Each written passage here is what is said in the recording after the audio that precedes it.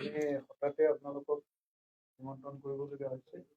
অহাৰ কাৰণে আপোনালোকৰ ধন্যবাদ জ্ঞাপন কৰিছোঁ। আজিৰ এই সংবাদ মেলখন সম্বোধন কৰিব আমাৰ দলৰ উপসভাপতি বিধায়ক আজি আমিনুল ইছলাম সাহেব আৰু আমাৰ দলৰ সাংগঠনিক সাধাৰণ সম্পাদক ডক্টৰ বিধায়ক হাফিজ ৰফিকুল ইসলাম সাহেব। ইয়াত উপস্থিত আছে আমাৰ সভাপতি আউল মজিদ সাহেব, যুৱ মৰ্চাৰ সাধাৰণ সম্পাদক এডভোকেট মেহেদী হাছান খান। মই প্ৰথমতে আমাৰ উপসভাপতি আমিনুল ইছলাম সাহেবক সম্বোধন কৰাৰ কাৰণে। সাংবাদিক বন্ধুসকল, আজি আমি এটা অতি গুৰুত্বপূৰ্ণ বিষয়ত আপোনালোকক মই কেইটামান কথা ক'ব বিচাৰিছো। ৰাজনীতিৰ জাগাত থাকিব, সকলোৱে নিজৰ ভোটৰ কাৰণে ৰাজনীতি কৰিব, কিন্তু অসমৰ মুখ্যমন্ত্ৰীয়ে যিটো গতিৰে ৰাজনীতি কৰি আছে, ই কেৱল অসমৰ ৰাজনৈতিক ক্ষেত্ৰত তেখেতে ক্ষমতা দখল কৰিব পাৰে, কিন্তু দীৰ্ঘকালীনভাৱে অসমক এক বিপদৰ মাজলৈ, এক অন্ধকাৰ ভৱিষ্যতৰ ফালে ঠেলি আছে। আপোনালোকে গম পাই তেখেতে 2-3 দিন ধৰি কিবা কৈ আছে যে অচিনাকি মানুহক আপোনালোকে ঘৰ ৰুম ভাড়া নিদিব, অচিনাকি মানুহৰ গাড়ীত নুঠিব, তেওঁলোকক ড্ৰাইভাৰ নাৰাখিব।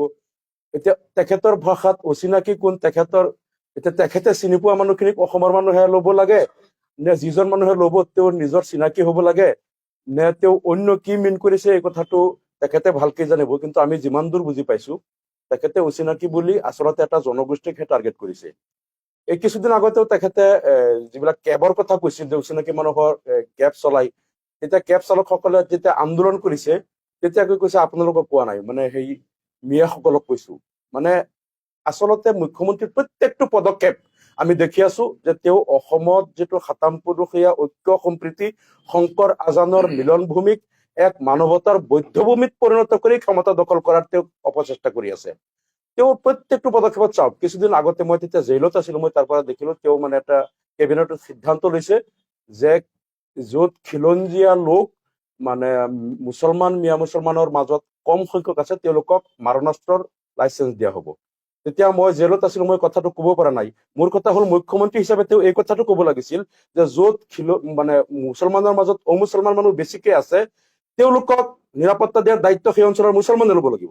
মই মুখ্যমন্ত্ৰী হলে এই কথাটো ক'লো হয়। আৰু ক'ৰবাত যদি অমুছলমান লোকৰ মাজত মুছলমান লোক কমকে আছে, তেওঁলোকক নিৰাপত্তাৰ দায়িত্ব সেই অঞ্চলৰ মুছলমানে ল'ব লাগিব। আজি আমি AUDF কৈ আছো যে মুছলমানৰ মাজত যদি ক'ৰবাত অমুছলমান কম আছে, আমি AUDF আমি সেই লোক দৰকাৰ পৰিলে সেই অঞ্চলৰ লোকক গৈ মুছলমানসকলক কম যে আপোনালোকে এই লোকসকলৰ নিৰাপত্তাৰ ব্যৱস্থা কৰক। তেওঁ মাৰণাস্ত্ৰৰ লাইচেঞ্চ দিয়াৰ কথাটো কোৱাৰ অন্তৰালতেই ইয়াত কিন্তু এটা তেওঁ সাংঘাতিক এটা বেয়া মেছেজ দিব বিচাৰিছে যে কিয় মাৰণাস্ত্ৰ দিব লগা হ'ল, যে মুছলমান লোকসকল অত্যাচাৰী, তেওঁলোকে এই অমুছলমান বা খিলঞ্জীয়া যিসকল লোক তেওঁ কয় যে এই লোকসকলক তেওঁলোকে সদায় বিভিন্ন ধৰণে হাৰাশাস্তি কৰে, তেওঁলোকৰ জীৱনৰ বা সম্পত্তিৰ নিৰাপত্তা নাই, সেইকাৰণে তেওঁলোকৰ নিজৰ জীৱন আৰু সম্পদৰ নিৰাপত্তাৰ কাৰণে মাৰণাস্ত্ৰ আমি দিব লগা হ'ল। মানে এটা নেৰেটিভ ক্ৰিয়েট কৰিব বিচাৰে যে মানে মিয়া মুছলমান মানেই তেওঁলোক খিলঞ্জীয়াৰ বিৰোধী বা তেওঁলোক মানে ভয়ানক এটা জনগোষ্ঠী। এই মেছেজটো দি তেওঁ মানে ইয়াত ৰাজনৈতিক মুনাফা লুটিব বিচাৰিছে। দ্বিতীয়তে তেওঁৰ এইটো ফেইলাৰটো হ'ল তেওঁ যদি মুখ্যমন্ত্ৰী থকা অৱস্থাত অসমত যদি আৰক্ষী প্ৰশাসন সকলো থকাৰ পিছতো যদি জনগোষ্ঠীয়ে নিজে নিজে মাৰণাস্ত্ৰ হাতত লৈ পেলাই নিজৰ নিৰাপত্তা নিশ্চিত কৰিব লাগে, তেতিয়াহ'লে এই চৰকাৰ থাকাতকৈ তেওঁলোক পদত্যাগ কৰাটো উচিত। এই চৰকাৰ থাকি কি হ'ল, তেওঁলোকে নিৰাপত্তা দিব নোৱাৰে, জনসাধাৰণে নিজে মাৰণাস্ত্ৰ লয়। কিন্তু আচল উদ্দেশ্যটো হ'ল যে তেওঁলোকে মেছেজটো দিব বিচাৰিছে যে মিয়া বা মুছলমান মানেই তেওঁলোকে অসমীয়া বিৰোধী বা তেওঁলোক মানে ভয়ানক এটা জনগোষ্ঠী তেওঁলোক, গতিকে আমি এইটো দিলো। তাৰপিছত চব কৈছে মাটিৰ কিনা বেচাৰ ক্ষেত্ৰত আপোনালোকে ধৰ্ম চাই হেৰি কৰিব। মানে কোনো দিন ভাৰতৰ নাগৰিকে মাটি যিকোনো এজন নাগৰিকে আন এজন নাগৰিকক কিনিব বেচিব পাৰিব, ইয়াত তেওঁ ধৰ্মৰ কথাটো লগাই দিলে। মুছলমানক হিন্দুৱে বেচিব নোৱাৰিব। মানে এনেকে প্ৰত্যেকটো পদক্ষেপত এতিয়া কৈ আছে যে তেওঁলোকক উচ্ছেদ কৰিলে ভূমিৰ অধিকাৰৰ পৰা মানুহখিনিক বঞ্চিত কৰিব লাগে। এবাৰ মুখ্যমন্ত্ৰীয়ে কয় যে মাদ্ৰাছাবিলাক আমি বন্ধ কৰিব বিচাৰিছো যাতে মুছলমান ল'ৰা ছোৱালী ডক্টৰ ইঞ্জিনিয়াৰ হ'ব পাৰে। আকৌ যেতিয়া আজমল ফাউণ্ডেশ্যনৰ জৰিয়তে বহুত ল'ৰা ছোৱালী মেডিকেলত চিট পায়, তেতিয়া আকৌ কৈ শিক্ষা জিহাদ চলাই আছে, তেওঁলোকে চব চিট কাঢ়ি লৈ আছে। তুমি যদি সঁচাকে এই মুছলমান ল'ৰা ছোৱালীখিনিক ডক্টৰ ইঞ্জিনিয়াৰ বনাবলৈ মাদ্ৰাছা বন্ধ কৰিব বিচাৰিছা, আকৌ যেতিয়া তেওঁলোকে চিট পায় তেতিয়া আকৌ তোমাৰ গা কিয় জ্বলে? মানে এই সমগ্ৰ কথাবিলাকত আপোনালোকে চাব একেবাৰে মানে তেওঁ খোলাখুলিকৈ মুছলমান বিৰোধী পৰধৰ্ম বিদ্বেষী এগৰাকী লোক। পৰধৰ্ম বিদ্বেষী লোক অসমত মুখ্যমন্ত্ৰী হোৱাটো কিমান আমাৰ কাৰণে দুৰ্ভাগ্যজনক। আৰু বৰ্তমান তেওঁ অচিনাকি নান্দিক কেতিয়াবা সন্দেহজনক বুলি কয়, আৰু কেতিয়াবা সন্দেহজনক এজন মুছলমানে মুখ্যমন্ত্ৰীয়ে যদি কয় সন্দেহজনক, তেওঁ সন্দেহ দূৰ কৰিব নোৱাৰে নেকি? মই সিদিনাও কৈছিলো এইটো। তেওঁতো ইচ্ছা কৰিলে প্ৰশাসন যন্ত্ৰ লগাই সন্দেহ দূৰ কৰিব পাৰে, মানুহটো ভাৰতীয় হয়নে নহয়। কেতিয়াবা অবৈধ অনুপ্ৰৱেশকাৰী, কেতিয়াবা বিদেশী, এতিয়া আকৌ নতুন এটা শব্দ আৱিষ্কাৰ কৰিছে অচিনাকি। অচিনাকি মানে এই কথাটো একমাত্ৰ এটা জনগোষ্ঠীক ভাবিছে তেওঁলোকক আমি ভূমিৰ অধিকাৰৰ পৰা বঞ্চিত কৰিলো, উচ্ছেদ কৰিলো। তেওঁলোকে যদি মেডিকেলত চিট পায় তাতো আমি বাধা দিওঁ। তেওঁলোকৰ কাৰণে যিটো EWS হেৰি আছিল, ইকনমিকেলি উইকাৰ ছেকশ্যন, সেই কোটাটো উঠাই দিয়া হ'ল। চৰ অঞ্চলৰ কাৰণে যিটো কোটা আছিল মেডিকেল ইঞ্জিনিয়াৰিঙৰ কাৰণে, সেই কোটাটো উঠাই দিয়া হ'ল।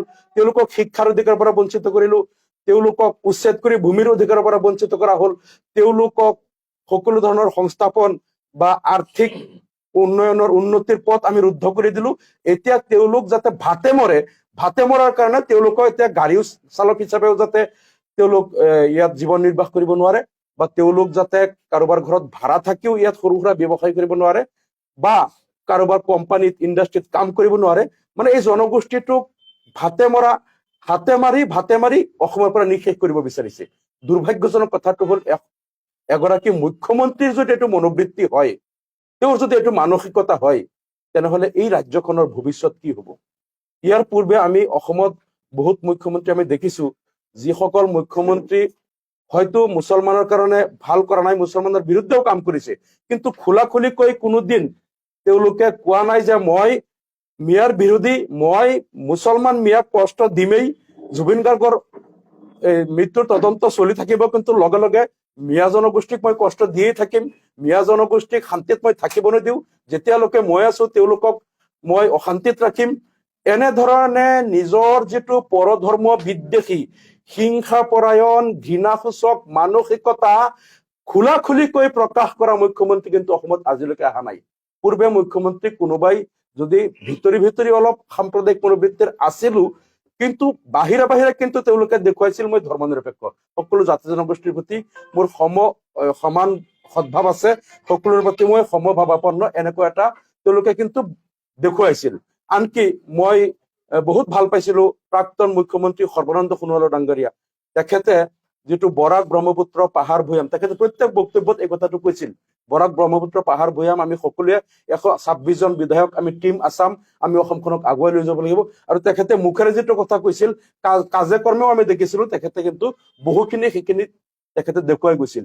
কিন্তু ইমান নিৰ্লজ্জভাৱে, উলংগভাৱে নিজৰ বিকৃত মানসিকতা, পৰধৰ্ম বিদ্বেষী চৰিত্ৰ আৰু পৰধৰ্মৰ প্ৰতি ঘৃণা, হিংসা, যিটো আত্মিক বেমাৰ, এইটো মানুহৰ আত্মাৰ যাৰ বেমাৰ থাকে, আত্মিক বেমাৰ হ'ল পৰধৰ্মক ঘৃণা কৰা, হিংসা কৰা, মানুহৰ বেয়া চিন্তা কৰা, মানুহক ক্ষতি কৰিব বিচৰা, এইটো হ'ল মানুহৰ আত্মিক বেমাৰ।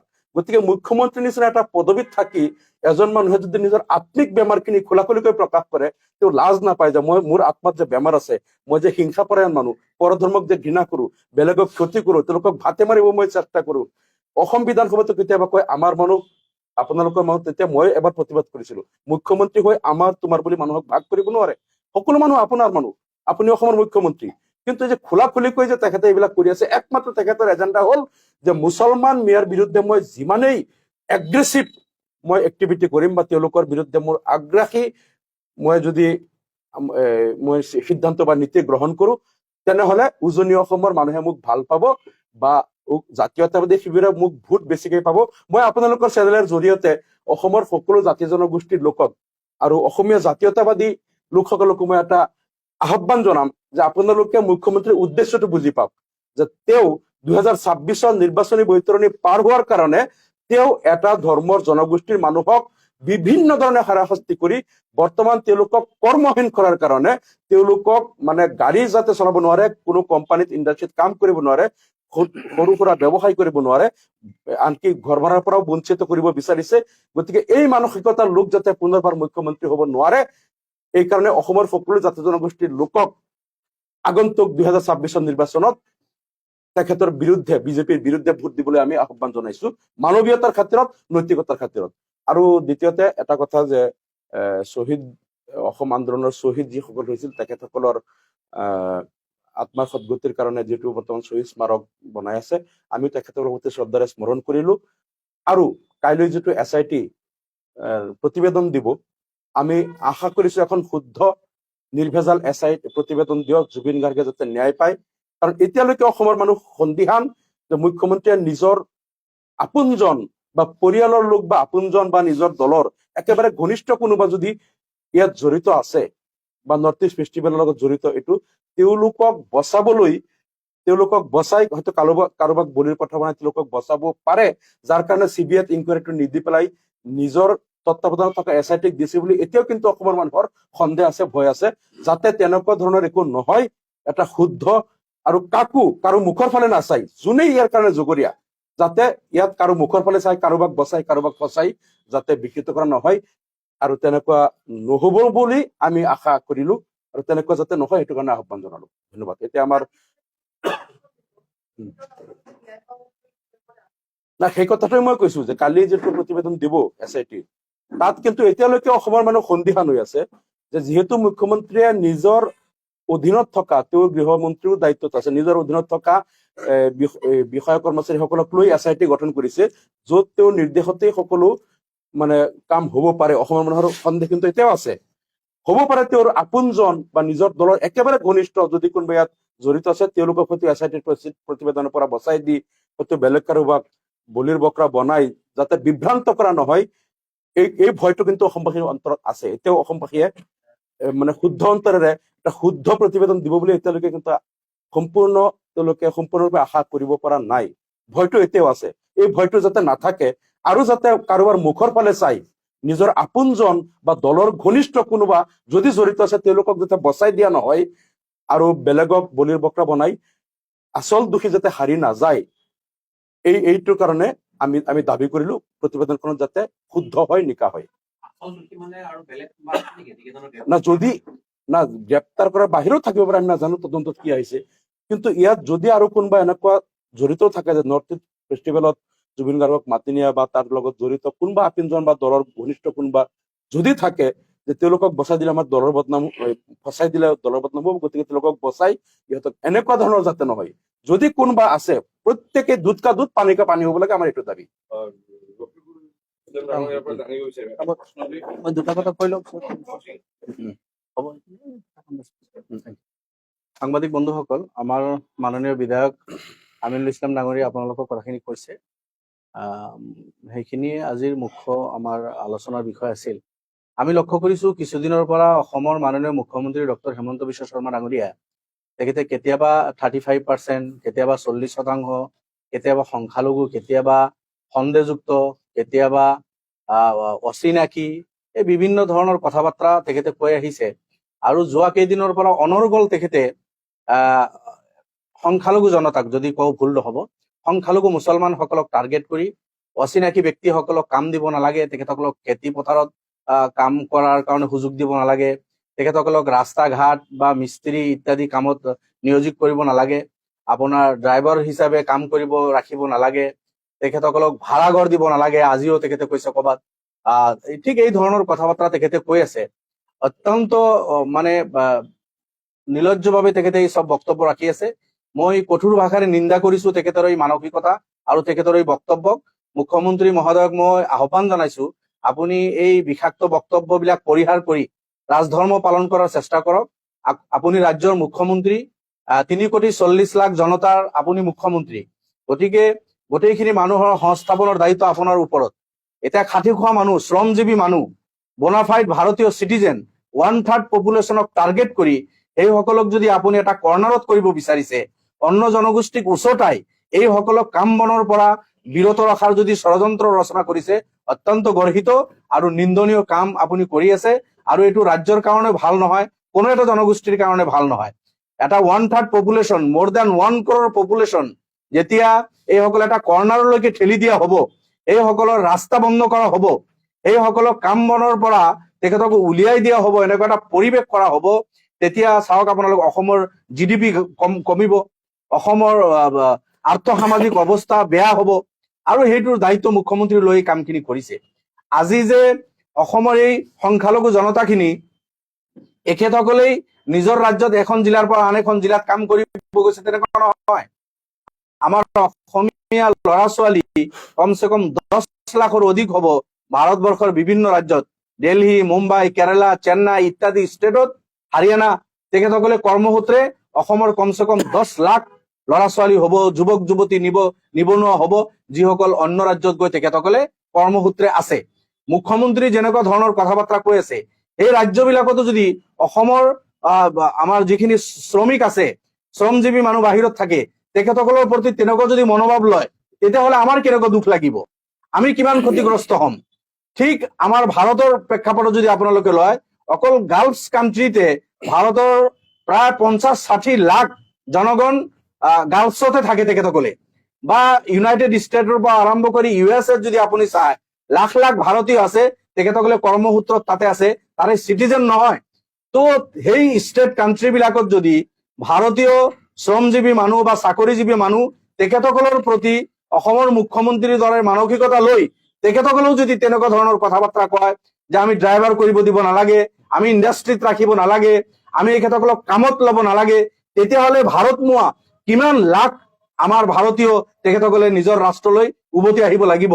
গতিকে এই কথা বাৰ্তাবিলাক মুখ্যমন্ত্ৰী এবাৰো চিন্তা নকৰি নিজৰ ৰাজ্যৰ, তেখেতে জানে যে এইসকল বনাফাইড ভাৰতীয় চিটিজেন, তেখেতে যিমানখিনি অসমীয়া, এই সকলো দুখীয়া মানুহ ইমানখিনি অসমীয়া, ইমানখিনি ভাৰতীয়, সংবিধানে ইমানখিনি অধিকাৰ এই সকলকো দিছে। তাৰ পিছতো তেখেতে কেইটামান ভোটৰ স্বাৰ্থত, তেখেতে পৰিস্থিতি পৰিৱেশ কলুষিত কৰাৰ স্বাৰ্থত এই বক্তব্যবিলাক অনৰ্গল তেখেতে কৰি আছে। মই তেখেতক আহ্বান জনাইছো, আপুনি এইবিলাক পৰিহাৰ কৰি ৰাজধৰ্ম পালন কৰক আৰু ৰাজ্যটোৰ পৰিৱেশটো সুস্থ থকাৰ কাৰণে আপুনি এই কথা বাৰ্তাবিলাক আপুনি বন্ধ কৰক, এইটো মুখ্যমন্ত্ৰীৰ প্ৰতি আহ্বান থাকিল। বাকী কোনো এটা জাতি বা জনগোষ্ঠীক আপুনি যদি ভাবে দবাই ৰাখিম, নোৱাৰে, কাৰণ এইসকলৰ জন্ম ইয়াতে, মৃত্যু ইয়াতে হ'ব। গতিকে এইসকলে উপাৰ্জিত ধনেৰে যদি কিবা কৰিছে, অসমতো কৰিছে। অশোক সিংঘাল ডাঙৰীয়াৰ দৰে বিজেপিৰ আপোনাৰ কেবিনেট মন্ত্ৰীৰ দৰে হাৰিয়ানা বা দিল্লীত লৈ নাযায় এইসকল সম্পত্তি। এই দুখীয়া নিচলা মানুহখিনি মেহনত মজদুৰি কৰি উপাৰ্জন কৰা 2 টকা নগাঁও, মৰিগাঁও, ধুবুৰী, গোৱালপাৰা, বৰপেটাতে তেখেতসকলে ইনভেষ্ট কৰিব, ইয়াতে থাকিব তেখেতসকলে, ইয়াতেই জন্ম, ইয়াতেই তেখেতসকলৰ মৃত্যু হ'ব।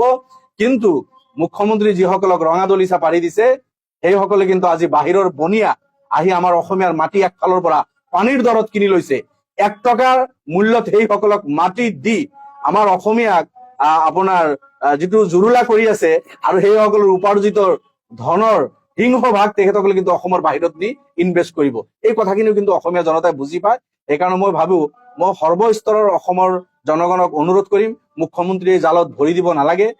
দুখীয়া, গৰীব, নিচলা, শ্ৰমিক, শ্ৰমজীৱী মানুহ অসমৰ ইমূৰৰ পৰা সিমূৰলৈকে যাব, এখন জিলাৰ পৰা আন এখন জিলালৈকে যাব, সকলো জিলাতে আহে।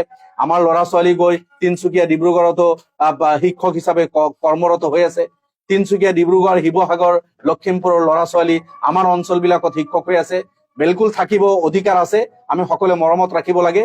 মই বিশেষভাৱে কম, আমাৰ অঞ্চলত যিসকল শিক্ষক শিক্ষয়িত্ৰী কাম কৰি আছে, তেখেতসকল ভালদৰে থাকিব নালাগে। মুখ্যমন্ত্ৰী এই ধৰণৰ কথা বাৰ্তাত কোনো ধৰণৰ পৰিৱেশ বেয়া হৈ কাৰো প্ৰতি যাতে বিদ্বেষ মনোভাৱ নহয়, কোনো এজন ব্যক্তি যাতে নকৰে, তাৰ প্ৰতি মই আহ্বান জনাম। আৰু শেষ কৰিছো, জুবিন গাৰ্গ আমাৰ সকলোৰে প্ৰাণৰ শিল্পী, তেখেতৰ লৈ অহাকালি চাৰ্জশ্বিট ছাবমিট কৰিব বুলি মুখ্যমন্ত্ৰী কেইদিনৰ পৰা কৈ আছে। গতিকে অসমীয়া জনতাই বিচাৰিছে, জুবিন গাৰ্গৰ অনুৰাগীসকলে বিচাৰিছে, তেখেতৰ পৰিয়ালে বিচাৰিছে, পানী নহৰকা এটা চাৰ্জশ্বিট দাখিল হওক, যাতে ইয়াত অভিযুক্তসকল বা যিসকলে দুখী আছে, সেইসকল যাতে কোনো পদ্ধতি কোনো সুৰঙা দি হাৰি যাব নোৱাৰে। তাৰ কাৰণে আমি CBI তদন্ত বিচাৰিছিলো, কিন্তু নাজানো কিয় বা মুখ্যমন্ত্ৰীৰ আগৰীয়াই CBI তদন্ত নিদিলে, তেখেতে SIT গঠন কৰি তদন্ত কৰালে। এতিয়া আমি লক্ষ্য ৰাখিছো, অসমৰ জনতাই লক্ষ্য ৰাখিছে যে চাৰ্জশ্বিটটো কেনেকুৱা ধৰণৰ হয়। চাৰ্জশ্বিট অহাকালি ছাবমিট কৰিব বুলি কৈ আছে, যাতে কোনো সুৰঙা দি, চাৰ্জশ্বিটৰ কোনো সুৰঙা দি যাতে কালপ্ৰিটে কোনো ধৰণৰ সুবিধা ল'ব নোৱাৰে, তেনেকুৱা এটা চাৰ্জশ্বিট অসমীয়া জনতাই বিচাৰিছে। মই আৰু এটা কথা মনত পৰি গ'ল, কালি মুখ্যমন্ত্ৰীয়ে কৈছে বহিৰাগতক মাটি দিব নালাগে আৰু কোনো পধ্যেই বহিৰাগতক 1 ইঞ্চি মাটি নিদিও। এই মুখ্যমন্ত্ৰীয়ে আকৌ হাজাৰ হাজাৰ বিঘা মাটি তেওঁলোকে দিছে, আদানী, ৰামদেৱ, পিথানী তেওঁলোকক দি থৈছে। আনকি ট্ৰাইবেল বেল্টৰ মাটিও উচ্ছেদ কৰিও তেওঁলোকে বহিৰাগতক দিছে। এই মুখ্যমন্ত্ৰীয়ে কোন মুখেৰে কালি ক'লে বহিৰাগতক 1 ইঞ্চি মাটি দিয়া নহয়, আমি অভিযান আৰম্ভ কৰিব লাগে। গতিকে মুখ্যমন্ত্ৰী যদি সঁচা অৰ্থত অন্তৰৰ পৰা কথাটো কৈছে, তেনেহলে যিখিনি বহিৰাগতক আদানী আম্বানী বা তেওঁলোকক যাক যাক যিমান মাটি দিছে ৰামদেৱক, গোটেইখিনি ঘূৰাই আনিব নেকি, এই কথাটো স্পষ্ট কৰক। তেওঁ নিজে দি থাকিব মাটি, আকৌ মুখেৰে কৈ থাকিব বহিৰাগতক 1 ইঞ্চি মাটি দিয়া নহয়। এই কথাটো তেওঁৰ এই দ্বিমুখিক চৰিত্ৰটোক আমি কিন্তু প্ৰতিবাদ কৰিছো, আৰু তেওঁ বহিৰাগতক মাটি দিয়া বন্ধ কৰক আৰু সেইখিনি ঘূৰাই আনক, এইটো মোৰ দাবী। এটা কথা সংযোগ কৰিব বিচাৰিছো, মুখ্যমন্ত্ৰীৰ সুৰৰ লগত সুৰ মিলাই অসম জাতীয় পৰিষদৰ উপ সভাপতি নতুনকৈ তেখেতে গৈছে, প্ৰাক্তন বিজেপিৰ সাংসদ ৰাজেন গোহাঁই ডাঙৰীয়া, তেখেতৰো আমি মন্তব্য শুনিছো যে এই মিয়াৰ ল'ৰা ছোৱালীয়ে মেডিকেলত মোৰ দেন 50% আসন দখল কৰি আছে, তেখেতসকলে বিভিন্ন খেতি পথাৰ বা বজাৰ দখল কৰিলে, এতিয়া বোলে ট্ৰাইবেল বেল্টত তেখেতসকলে দখল কৰি আছে। এনেকুৱা ধৰণৰ কিছুমান বিদ্বেষমূলক কথা মুখ্যমন্ত্ৰী ডাঙৰীয়া যি সুৰত কয়, ৰাজেন গোহাঁই ডাঙৰীয়া একে সুৰতে কৈছে। অসম জাতীয় পৰিষদৰ তেখেতে নেতা, অসম জাতীয় পৰিষদৰ বোধ হয় তেখেতে কাৰ্যকৰী সভাপতি উপ সভাপতি, গতিকে কাৰ্যকৰী সভাপতি তেখেতে, গতিকে জাতীয় পৰিষদ কংগ্ৰেছৰ লগত আছে। মই লুৰিণজ্যোতি গগৈ আৰু গৌৰৱ গগৈ ডাঙৰীয়াক মই সুধিব বিচাৰিছো যে হেমন্ত বিশ্ব ডাঙৰীয়াই মিয়া মুছলমান বুলি কৈ, সন্দেহযুক্ত বুলি কৈ, আকৌ অচিনাকি বুলি কৈ অসমৰ সংখ্যালঘুখিনি মুছলমানখিনিক টাৰ্গেট কৰি যি ধৰণৰ কথা বাৰ্তা কৈ আছে, কেতিয়াবা শিক্ষা জেহাদৰ কথা কয় বা বজাৰ ঘাট বা চব মাটি দখল কৰিলে, আকৌ ট্ৰাইবেল বেল্ট দখল, এনেকুৱা মুখ্যমন্ত্ৰীৰ কথাৰ লগত সুৰ মিলাই ৰাজেন গোহাঁই ডাঙৰীয়াই যিখিনি কথা কলে, ইয়াৰ লগত লুৰিণজ্যোতি গগৈ, গৌৰৱ গগৈ ডাঙৰীয়া একমত নেকি? তেখেতসকলে এই কথাটো স্পষ্ট কৰিব লাগে। যদি তেখেতসকলে একমত, ইয়াৰ অৰ্থ এইটো নেকি যে মুখ্যমন্ত্ৰী যেনেকুৱা কৈ আছে, যেনেকে বিচাৰি আছে, জাতীয় পৰিষদ আৰু কংগ্ৰেছও তেনেকুৱা কব বিচাৰে? এই কথাটো কিন্তু তেখেতসকলে স্পষ্ট কৰা দৰকাৰ। মুখ্যমন্ত্ৰীক আপোনালোকে ইমানটো সমালোচনা কৰিলে, কিন্তু আপোনালোকৰ যিগৰাকী মুখ্য সভাপতি তেখেতে আলোচনা আগতে কৈছিলে যে মই তেওঁ মুখ্যমন্ত্ৰীৰ লগত আছো। নহয়, মই মুখ্যমন্ত্ৰীৰ লগত তেখেতে কোৱা নাই। এইটো আপোনালোকৰ কোনোবা এটা পেপাৰত আহিছে, জাকিৰ হুছেইন লস্কৰ আমাৰ এজন নিলম্বিত বিধায়ক, তেখেতৰ কোনো এটা তেখেতৰ উক্তিৰ লগত মিলাই এইটো আপোনাৰ কি কয় মেনুপুলেট কৰি আমাৰ মাননীয় সভাপতিৰ বক্তব্য বুলি এইটো পেপাৰত দিছে। এইটো কেতিয়াও কোৱা নাই। গতিকে হেমন্ত বিশ্ব ডাঙৰীয়াৰ বা অসমৰ মুখ্যমন্ত্ৰীৰ সাম্প্ৰদায়িক এজেণ্ডাৰ বিৰুদ্ধে আমাৰ দল, আমাৰ মাননীয় সভাপতি সদায় কৈ আছে। আপোনালোকে জানে, তেখেতৰ বক্তব্য যদি উঠাই দেখে যে সদায় তেখেতৰ বিজেপি আৰু মুখ্যমন্ত্ৰীৰ সাম্প্ৰদায়িক এজেণ্ডাৰ বিৰুদ্ধে আজমল সাহেব আৰু আমি আমাৰ দল কৈ আছো সাম্প্ৰদায়িক এজেণ্ডাৰ বিৰুদ্ধে। পেপাৰত কিন্তু ওপৰত যদিও লিখিছিল যে মুখ্যমন্ত্ৰীৰ লগত আছে আজমল, তলত কিন্তু নিউজত দেখিছো যে বিধায়ক জাকিৰ হুছেইন লস্কৰে বুলি কৈছে, আজমল বুলি কোৱা নাই। আৰু সেই জাকিৰ হুছেইন লস্কৰ যিহেতু আমাৰ দলৰ পৰা ছাছপেণ্ডেড হৈ আছে, তেওঁ আমাৰ দলতেই নাই 1-2 বছৰৰ পৰা, গতিকে তেওঁৰ কথা আমাৰ দলৰ লগত কোনো পধ্যেই, তেওঁৰ কথাৰ কাৰণে আমাৰ দল দায়ী নহয় আৰু এই কথা আমাৰ দলৰ বক্তব্য নহয়। কিন্তু কংগ্ৰেছে অভিযোগ কৰে যে ইউডিএফ আৰু বিজেপি এনেকুৱাকে মিলাই লৈছে যে ইউডিএফে প্ৰ মুছলমান কথা কব, বিজেপিয়ে এন্টি মুছলমান কথা কব, দুইটাৰে বহুতো বুজাবুজি আছে আপোনালোকৰ মাজত। এইটো আমি এন্টি হিন্দু কোনো কথা কোৱা নাই। আপোনালোকে চাব, আমাৰ সমস্যাৰ কথাখিনি আমি কলে, আমিতো চাহ বাগানৰ মানুহখিনিক মাটি দিছে, আমি ভাল পাইছো, বিধানসভাত সমৰ্থন কৰিছো যে বাগানী ভাইসকল 150 বছৰ হল মাটি পোৱা নাই। যেনেকুৱা আমি 150 বছৰ হলো বঞ্চিত হৈ আছো, একে সময়ত অসমত অহা উৰিষ্যা, বিহাৰ, ঝাৰখণ্ডৰ পৰা যিসকল আহিছিল শ্ৰমিক হিচাপে আনি তেখেতসকলক চাহ বাগানত বহাইছিল। চাহৰ কাৰণে আজি অসম পৰিচিত, চাহৰ কাৰণে আজি আমি গৌৰৱান্বিত। আমাৰ অসম, আমি চাহৰ কাৰণে গৌৰৱ কৰো। আৰু সেইসকল শ্ৰমিকসকলক 150 বছৰ হল কোনো এটা চৰকাৰে তেখেতসকলক লেণ্ড দিয়া নাছিল, মাটি দিছিল। আমি তাৰ কাৰণে তেখেতসকলৰ ইছ্যুৰ লগত আমি একমত, আমি প্ৰশংসা কৰিছো। আমিতো কোনোদিন কোৱা নাই মন্দিৰ ভাঙিব লাগে, আমি মন্দিৰক সন্মান কৰো, সত্ৰৰ প্ৰতি আমাৰ সন্মান আছে, শ্ৰদ্ধা আছে, আমি কোনোদিন কোৱা নাই।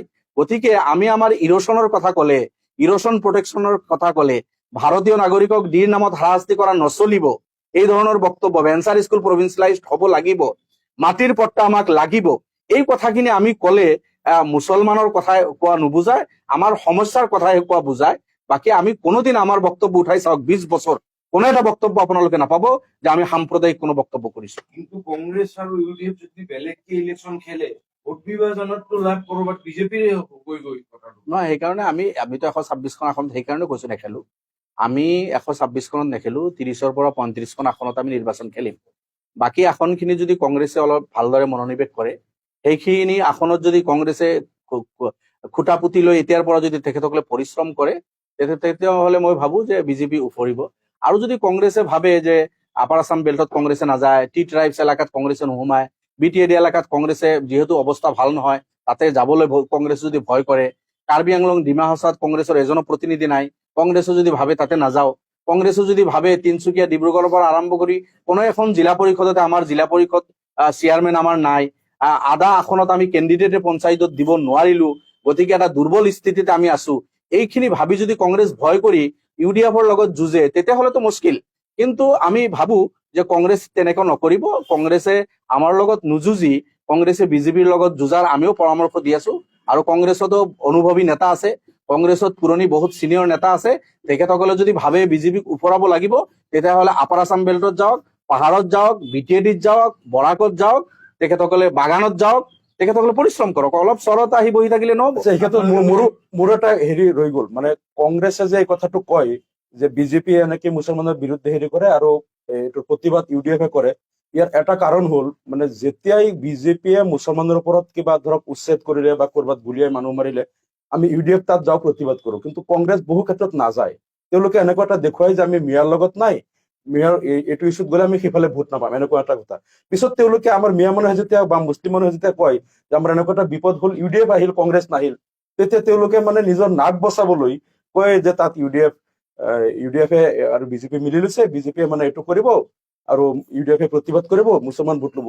আনকি এই যে উচ্ছেদৰ কথালৈ তেওঁলোকে হেৰি কৰিছে, অসম বিধানসভাত প্ৰত্যেকবাৰ সদন অধিৱেশনৰ আগতে ক'ৰবাত নহয় ক'ৰবাত উচ্ছেদ হয়। আমি অসম বিধানসভাত 6 বাৰ এই 5 বছৰৰ ভিতৰত 6 বাৰ আমি এডজৰ্ণমেণ্ট মোচন দিছিলো উচ্ছেদৰ ওপৰত, আৰু অসম বিধানসভাৰ আটাইতকৈ শক্তিশালী ডিভাইচ হ'ল এডজৰ্ণমেণ্ট মোচন। কংগ্ৰেছে এবাৰো দিয়া নাই, কাৰণ তেওঁলোকে এনেকুৱা দেখুৱাই যে আমি মিয়াৰ লগত নাই আৰু নহলে সিফালে ভোট নাপাম। কিন্তু এই যে আমি যে 6 বাৰ এডজৰ্ণমেণ্ট মোচন ইয়াত দিলো, কংগ্ৰেছক যদি মানুহে সোধে যে আপোনালোকে কিয় দিয়া নাই, UDFে আমাৰ এইবিলাক বুলি মাত মাতে, তেতিয়া তেওঁলোকে কয় যে নাই UDFে বিজেপি মিলি লৈছে, মানে বিজেপিয়ে মুছলমানক অত্যাচাৰ কৰিব। আপোনালোকে 91ত খেলিব, 35ত খেলিব, 91টা চিট বাকী থাকিব, অ। 91টা চিটত আপোনালোকে কাক সহায় কৰিব, এনেকুৱা ধৰণৰ স্থিতি। বিজেপি বিৰোধী শক্তিশালী কেণ্ডিডেট যিসকল আছে, এই 90 যি আসনত আমি ইলেকশ্যন নেখেলিম তাতে বিজেপিৰ বিৰুদ্ধে যিসকল ইলেকশ্যন খেলিব শক্তিশালী কেণ্ডিডেট, সৎ কেণ্ডিডেট, সেইসকলক যদি ৰাইজে ভোট দি জিকাই দিয়ে আমি ভাল পাম। নহয়, আমাৰ কোনো আলোচনা নাই। আমি যিহেতু বিচাৰি আছো যে বিজেপি আহিব নালাগে। বিজেপিয়ে সাম্প্ৰদায়িকতাৰ যিটো বীজ ৰোপণ কৰি আছে আৰু ডেইলি যেনেধৰণৰ এটা পৰিৱেশ কৰি আছে, গতিকে বিজেপি যোৱাটো আমি বিচাৰিছো। যিহেতু 35 চিটত নাযাব বিজেপি, বাকী আসনখিনি লাগিব।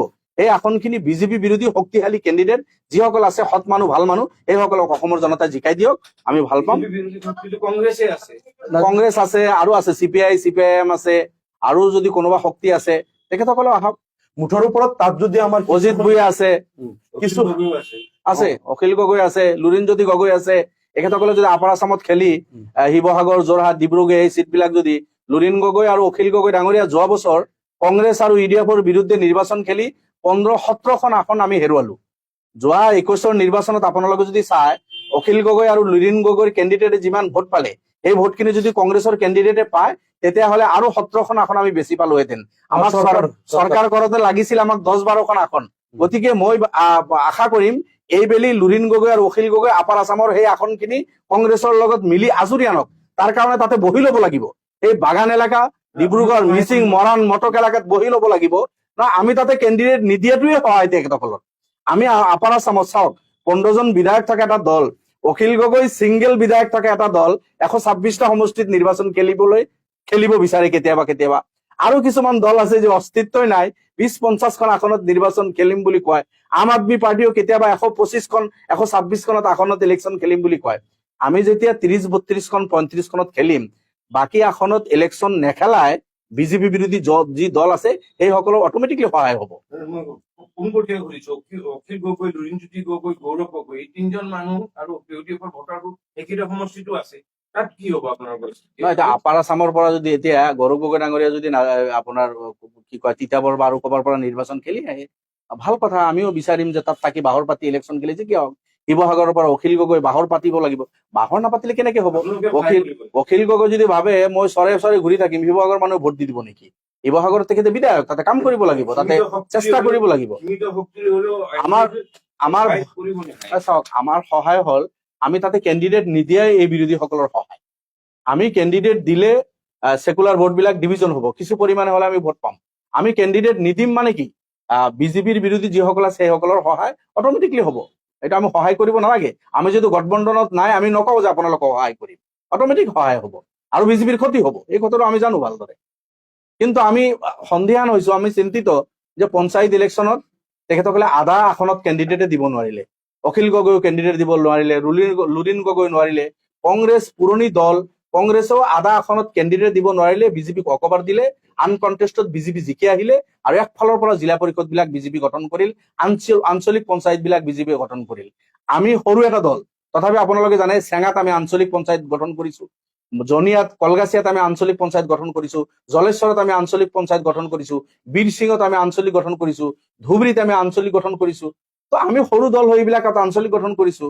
আৰু কংগ্ৰেছে আপাৰ আছামত এটাও আঞ্চলিক গঠন কৰিব পৰা নাই, এটা জিলাত জিলা পৰিষদ গঠন কৰিব পৰা নাই। গতিকে এই পৰিস্থিতিটো ঘূৰাই আনি কংগ্ৰেছে তাৰ পৰা বিজেপিৰ হাতৰ পৰা ভাল আসন কাঢ়ি আনিব লাগিব, আৰু সেইটো আমি বিচাৰো। আমি তেখেতসকলৰ লগত যদিও গঠবন্ধনত নাই, যিহেতু বিজেপিৰ বিৰুদ্ধে তেখেতসকলেও যুঁজিব লাগে, আমিও বিজেপিৰ বিৰুদ্ধে যুঁজি আছো। যদি সঁচাকৈ বিজেপিৰ বিৰুদ্ধে যুঁজাৰ মন আছে, আপাৰ আছামত কংগ্ৰেছে মনোনিৱেশ কৰক, তাতে তেখেতসকলৰ এফৰ্ট লগাওক, তাতে তেখেতসকলে বাহৰ পাতক আৰু বিজেপিৰ পৰা আসন কাঢ়ি আনক। বিজেপি বিৰোধী এটা চৰকাৰ হলে আমাৰ যদি প্ৰয়োজন পৰে কংগ্ৰেছৰ, আমাৰ প্ৰয়োজন পৰিলে কোনো কণ্ডিশ্যন নাই, উইদাউট এনি কণ্ডিশ্যন আমি ছাপোৰ্ট কৰি দিম। আমাৰ স্পষ্ট কথাটো হ'ল, শুনক, আমাৰ এটা স্পষ্ট কথা হ'ল, এতিয়ালৈকে 2006 চনৰ পৰা 2021 লৈকে চাৰিটা নিৰ্বাচনত আমি মুঠ 34খন আসনত এবাৰ নহয় এবাৰ জিকিছো। আমাৰ এই ধুবুৰী, ঢিং, যমুনামুখ আৰু বিলাসীপাৰা পশ্চিমত 4বাৰ, কিছুমানত 3বাৰ, কিছুমানত 2বাৰ, কিছুমানত 1বাৰ, 34টা সমষ্টিত আমি এবাৰ নহয় এবাৰ জিকিছো। আৰু গতিকে আমাৰ সেইকাৰণে 30ৰ পৰা 35টা আমি টাৰ্গেট লৈছো, যে আমাৰ যেহেতু 34ত জিকি থৈছো অলৰেডি, গতিকে 30ৰ পৰা 35টা আমি খেলিম। বাকী কৰবাত যদি আমাৰ কোনো ভোটাৰ থাকে কিছুমান য'ত আমি কেণ্ডিডেট নিদিম, আমি এটা কথাই ক'ম যে বিজেপিৰ বিৰুদ্ধে শক্তিশালীভাৱে কাক ভোট দিলে বিজেপি হাৰিব তোমালোকে সেইবিলাক দিয়া, আমাৰ এটাই কথা না। সেইটো আমি ক'ত কোন থাকিব কি সেইবিলাক এতিয়া আমি ক'ব নোৱাৰো। মুঠৰ ওপৰত আমাৰ তেওঁলোকলৈ ইনষ্ট্ৰাকশ্যন থাকিব যে বিজেপিক হৰুৱাব লাগে, তোমালোকে বিজেপিক হৰুৱাবলৈ। যেনেকে বিজেপিয়ে হাগ্ৰামা মহিলাৰী আৰু প্ৰমোদ বড়োৰ সমষ্টিত কেণ্ডিডেট দিয়া নাছিলে, কিন্তু সহায় কৰিছে। নাই, লাভ নাই, বিজেপিয়ে দিয়া নাই যে এনেও ইমান বিলাকত দি মুখ্যমন্ত্ৰী ইমান মাথা মাৰি কোটি কোটি টকা খৰচ কৰি চিট কেইটা পাইছে। গতিকে এইটো এটা কথা স্পষ্ট, বিজেপিও ইমান আকাশত উঠিব নালাগে। বিজেপিৰ অৱস্থাও ভাল নহয়। বিজনেছ চেক্টৰটো সাংঘাতিকভাৱে বিজেপিৰ ওপৰত অসন্তুষ্ট। আপোনাৰ চাকৰিয়াল খিনি মানুহখিনি বিজেপিৰ ওপৰত সাংঘাতিকভাৱে অসন্তুষ্ট। সেকুলাৰ অসমত আপুনি যদি চায়, বেছি সংখ্যক মানুহ কিন্তু সেকুলাৰ মাইণ্ডেড, এইসকলে বিজেপিৰ এই বিষাক্ত বক্তব্যবিলাক পচন্দ কৰি থকা নাই। গতিকে বিজেপিৰ অৱস্থা ভিতৰি ভাল নহয়। অপজিশ্যন যদি অলপ শক্তিশালীভাৱে একত্ৰিতভাৱে ফাইট দিব পাৰে, যুঁজ দিব পাৰে, আন্তৰিকতাৰে যদি বিজেপিৰ বিৰুদ্ধে যুঁজে, নিশ্চিতভাৱে বিজেপি উফৰিব, বিজেপি বিৰোধী এটা চৰকাৰ হ'ব। Thank you. এইটো কংগ্ৰেছে কৰক, এইটো আমি কংগ্ৰেছত যিহেতু নাই, খুব বেছিকে নকওঁ আমি। তেখেতসকলে মিত্ৰতা কৰিলে, 15টা মান দল একেলগে আছিল, এতিয়া 7টা মান আছে।